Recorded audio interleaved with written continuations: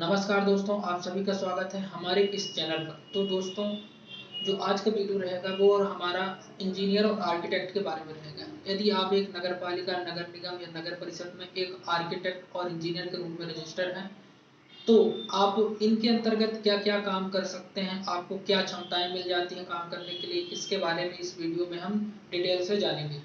तो guys, video पर last तक बने रहें।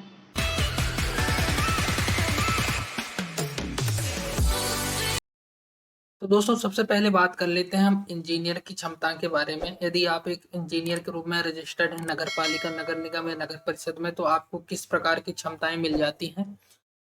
तो गाइस, यदि आप एक इंजीनियर के रूप में रजिस्टर्ड हैं तो सबसे पहले आपको तो 300 वर्ग मीटर तक के भूखंड पर तथा 2 मंजिला यानी कि 2 फ्लोर के लिए आपको, या फिर 7.5 मीटर तक की हाइट के लिए आवासीय भवनों से संबंधित सभी रेखांक तथा सूचनाएं आप प्रदान कर सकते हैं। यानी कि आप बिल्डिंग परमिशन दे सकते हैं, उनके लिए ड्राइंग बना सकते हैं और उसे आप पास करा सकते हैं। 300 वर्ग मीटर, 2 मंजिला भवन यानी कि 2 फ्लोर के लिए और 7.5 मीटर की हाइट तक के लिए।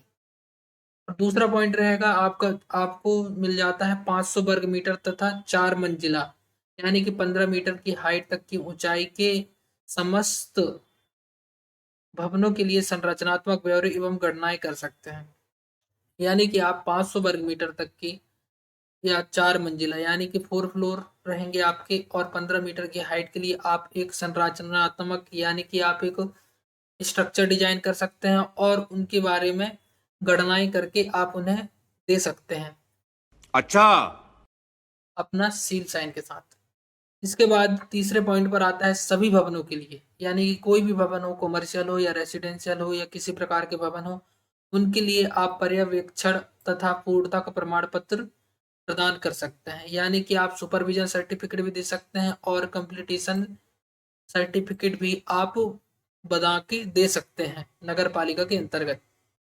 इसके अलावा चौथे नंबर पर आपको मिल जाता है, चौथे नंबर पर आपको 1 हेक्टेयर तक के क्षेत्र के विकास के लिए अनुज्ञा से संबंधित सभी रेखांक तथा संबंधित सूचनाएं प्रदान कर सकते हैं आप।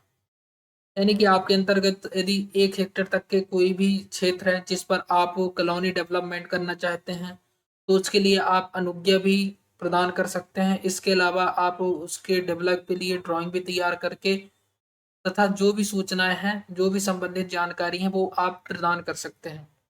और पांचवें पॉइंट पर बात कर लेते हैं। पांचवें पॉइंट पर 1 हेक्टेयर तक के भूमि के क्षेत्र के विकास हेतु पर्यवेक्षण प्रमाण पत्र भी दे सकते हैं। मतलब 1 हेक्टेयर भूमि अगर आप डेवलप कर रहे हैं तो उसके लिए आप सुपरविजन सर्टिफिकेट भी प्रदान कर सकते हैं। तो गाइस, इस प्रकार से एक इंजीनियर की क्षमताएं मिल जाती हैं हमें रजिस्ट्रेशन करने के बाद नगर पालिका के अंतर्गत। ये बड़ी अच्छी बात कही आप। तो दोस्तों, यदि आपने अब तक हमारे इस चैनल को सब्सक्राइब नहीं किया है तो करना, अरे यार कर लीजिए। इसके बाद हम आर्किटेक्ट की बात कर लेते हैं, आर्किटेक्ट की क्या क्षमताएं होती हैं। तो दोस्तों, आर्किटेक्ट से पहले हम स्ट्रक्चर इंजीनियर की क्षमता के बारे में जान लेते हैं सबसे पहले, जिसे हम संरचना इंजीनियर भी की कहते हैं। तो स्ट्रक्चर इंजीनियर की क्षमताएं क्या होती है। पहले पॉइंट तो ये है कि स्ट्रक्चर इंजीनियर 500 वर्ग मीटर तक के भूखंड तथा 3 मंजिला या फिर 11 मीटर की हाइट तक के लिए आवासीय भवनों की अनुज्ञा से संबंधित रेखांक एवं सूचनाएं प्रदान कर सकते हैं। यदि आप एक स्ट्रक्चर इंजीनियर के रूप में रजिस्टर्ड हैं या रजिस्ट्रेशन करना चाहते हैं, तो आपको 500 मीटर तक की भूमि पर आप ड्राइंग पास करा सकते हैं, उनके लिए नक्शा पास करा सकते हैं और 11 मीटर हाइट और तथा 3 मंजिला तक के पास करा सकते हैं आवासीय भवनों के लिए।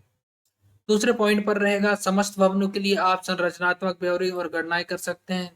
संभव है कि आप स्ट्रक्चर इंजीनियर हैं तो आप सभी भवनों के लिए संरचनात्मक यानी कि स्ट्रक्चर डिजाइन कर सकते हैं और उनकी गणनाएं भी कर सकते हैं। ये बड़ी अच्छी बात कही आप।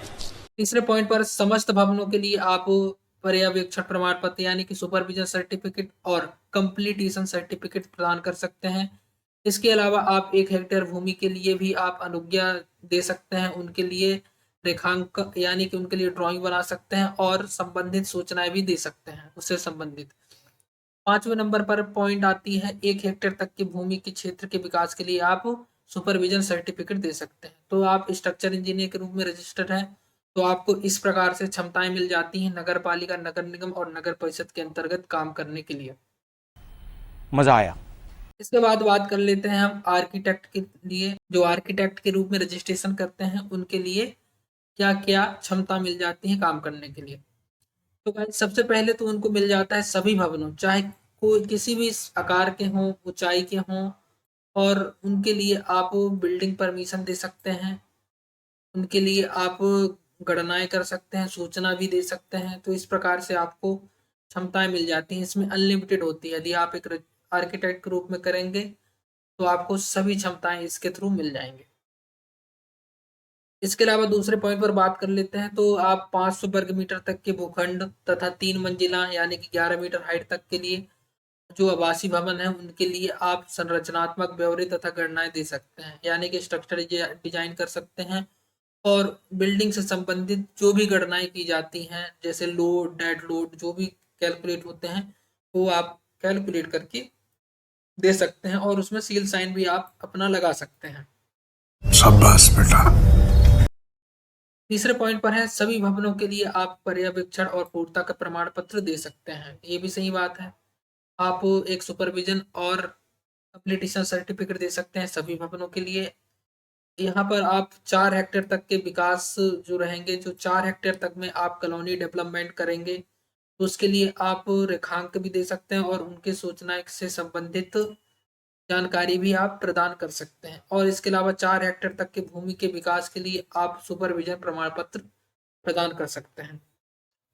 दोस्तों इस प्रकार से आपको नगर पालिका, नगर निगम और नगर परिषद के अंतर्गत तो इंजीनियर, आर्किटेक्ट और स्ट्रक्चर इंजीनियर के रूप में आपको ये क्षमताएं मिल जाती हैं विकास कार्य करने के लिए।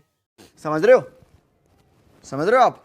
समझ रहे हो? इस प्रकार की जानकारी आपको आपके सर्टिफिकेट जो आप रजिस्ट्रेशन करते हैं उसमें भी आपको मिल जाती है। आप वहां से भी इसमें जानकारी प्राप्त कर सकते हैं। इस प्रकार के सर्टिफिकेट आप जैसे ही रजिस्ट्रेशन करेंगे, तो आप रजिस्ट्रेशन सर्टिफिकेट में जाके डाउनलोड कर लेंगे, और वहां से आपको रजिस्ट्रेशन सर्टिफिकेट मिल जाएगा। जैसे कि एक इंजीनियर के रूप में रजिस्टर्ड है, तो यहाँ पर ये सभी जानकारी इसमें दी हुई है जो मैंने आपको बताया है।